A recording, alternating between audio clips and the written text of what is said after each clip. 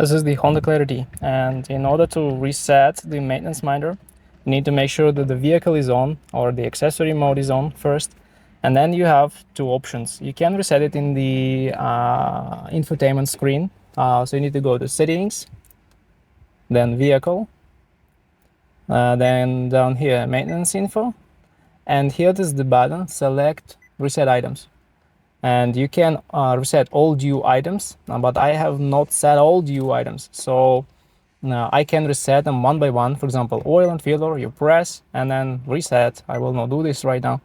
And then chassis inspection, reset, and so for every item you need to reset. And also in this list you may see what these items mean, like A is oil and filter, 0 and chassis inspection, tire rotation, and so on and so forth. So it's very handy actually.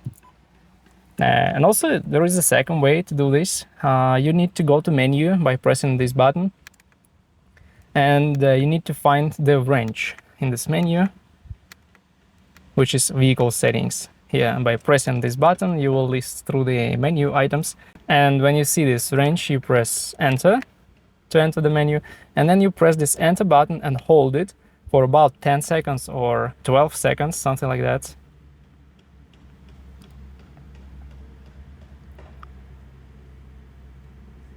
Till you see this menu, new menu, and now it says cancel, so you can just cancel and go away, or you can use this down button or up button to list through the ways of resetting the items. Item A you may reset, item 0, item 1, and so on and so forth. For example, you choose item A only, you press enter, and you reset the service.